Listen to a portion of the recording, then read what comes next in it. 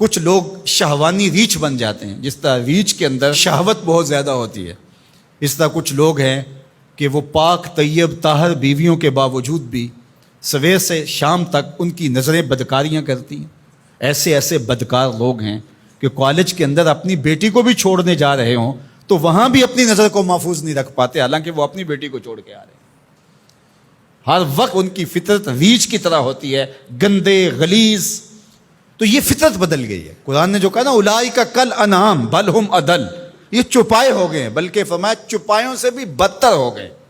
یہ چپایوں سے بدتر کیا ہے؟ آپ نے چپائے کو دیکھا ہوگا، جب اس کی جنسی خواہشات پروان چڑھتی ہیں اور وہ جنسی خواہشات کی تکمیل اور تسکین چاہتا ہے تو نر اپنے مادہ کو تلاش کرتا ہے۔ آپ نے کبھی نہیں دیکھا ہوگا کہ کوئی نر سے جفتی ہوا ہو، لیکن انسان جب فطرتاً گندا ہو جاتا ہے تو پھر یہ جانوروں کی فطرت سے بھی نیچے گر جاتا ہے، یہ نر سے بھی جفتی ہو جاتا ہے۔ پھر اس کا مطلب کیا ہوا؟ بل ہم اضل، یہ اس سے بھی گندا اور غلیظ ہو گیا۔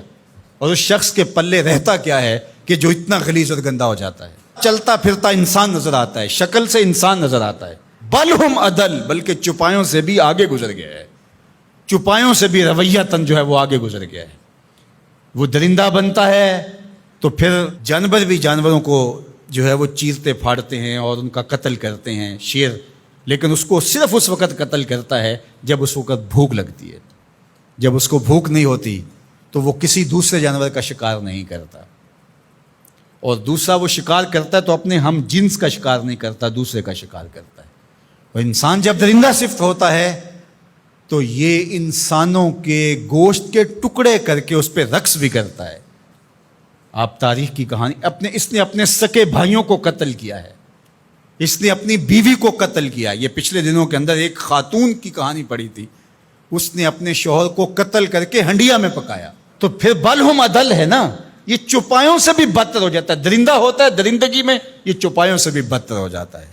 یہ ماضی کے اندر جہاد کے نام سے جو کچھ ہوا، انسانوں قبروں سے نکال کر کے ان کی لاشوں کو چوراہوں پہ لٹکایا گیا۔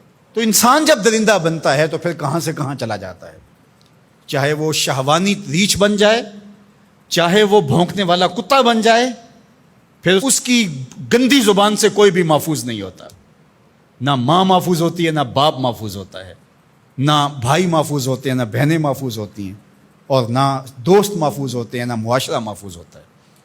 اسی طرح کوئی بندروں والی فطرت بن جائے، بندروں کی آپ نے تو دیکھی ہیں، کسی سے ماچس چھین لی، کسی سے جو ہے وہ روٹی کا ٹکڑا چھین لیا، کتنی عجیب حرکتیں کرتے ہیں۔ اور کچھ لوگ بھی اس طرح بندر فطرت ہوتے ہیں، اور آپ دیکھتے ہیں کہ وہ ہر وقت شرارتیں کرتے رہتے ہیں بندروں کی طرح۔ تو وہ مسخ حقیقی نہیں ہوتا، وہ مسخ مانوی ہوتا ہے۔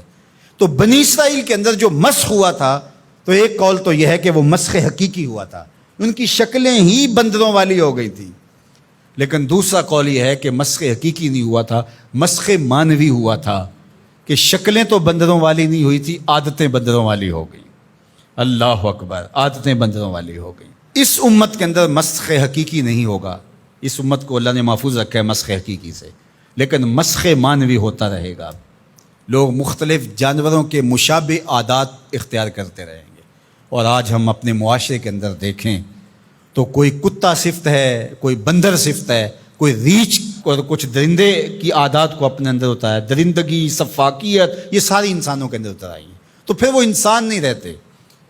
غالب نے کہا تھا نا کہ آدمی کو بھی میسر نہیں انسان ہونا، جب یہ حد سے گزرتا ہے تو پھر بہت آگے نکل جاتا ہے، اور پھر یہ انسان نہیں رہتا بلکہ بندروں اور خنزیروں سے بھی آگے بڑھ جاتا ہے۔ اور یہ میں نہیں کہہ رہا، اولئک کل انعام، قرآن کہتا ہے یہ چوپایوں کی طرح ہے، بل ہم اضل، بلکہ چوپایوں سے بھی گیا گزرا ہے، چوپایوں سے بھی آگے گزر جاتا ہے۔ یہ تجاوز جب کرتا ہے تو اس کے پلے کچھ نہیں رہتا۔ تو انسان کی جو قدر و قیمت ہے وہ تو اس کے اس عقل و شعور، فہم، ادراک، اخلاقیات سے ہے، اور اگر اس کے پاس یہ کچھ نہیں رہا تو یہ شکل تو ابو لہب کے پاس بھی تھی، یہ تو ابو جہل کے پاس بھی تھی۔ تو اس لیے قرآن مجید کے ان احکام کا اور ان واقعات کا انطباق کرے اپنے اوپر کہ ہم اس میں سے کس عذاب میں، کس مصیبت کے اندر مبتلا ہیں اور ہو سکتے ہیں، اور اس سے بچنے کی صورتیں کیا ہیں۔ آج ہم اپنی خواہشات کے غلام بن جائیں اور شرعی تعلیمات کو، نبوی منہج کو، طریق کو چھوڑ دیں گے تو پھر ہم بھی بندروں اور جانوروں سے مختلف نہیں ہوں گے۔ تو اللہ تعالی ہمیں اچھا صالح پاکیزہ انسان بنائے.